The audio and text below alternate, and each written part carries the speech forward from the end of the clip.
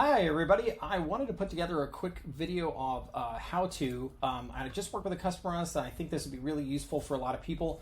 So this is the ability to use Twilio to text enable an existing phone number. So what this means is, let's say you have a client who's had a phone number for, let's say, many years, and they want to basically just add texting to it. So this doesn't allow you to take over the voice channel, but this does allow you to add texting to this existing landline number. So let's take a look at how to do this.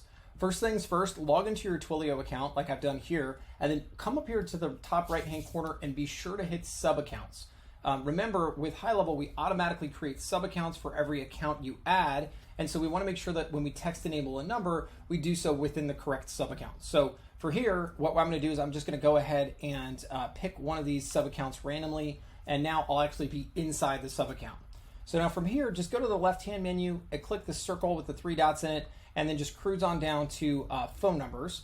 And then once in the phone number section, click port and host on the left-hand menu. And then finally, it says host numbers, and it's listed as a preview. So now in here, what you need to do is go ahead and hit start. And then at this point, what you're going to do is you're going to put in a name of the phone number, and you could just say, client main line.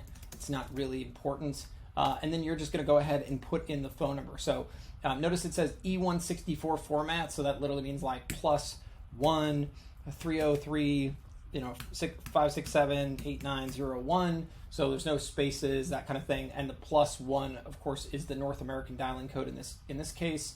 And then what you're going to want to go ahead and do at this point is hit continue, and then you're going to go ahead and actually set up this incoming message webhook and callback webhook. But for this process, you don't need to do this. High level will take care of it for you on the back end. So just go ahead and hit submit. Now at this point, it says ready to verify ownership.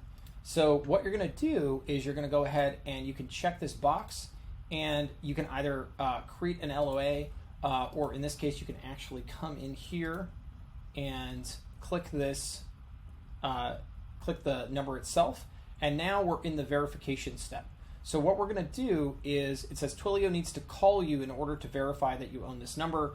Make sure you're able to pick up the call. You can only initiate this call up to 3 times. So kind of important. So what's going to happen when I hit this verified number step is it's actually going to give me a code, and it's going to call the phone number. So the person on the other side sort of needs to be able to pick up the phone call and be able to put in the code that you're about to get. So it's sort of kind of like if you ever saw that Indiana Jones movie where he has to sort of switch the sandbag for the golden idol. It didn't work so well in the movie, but I think it could work well here.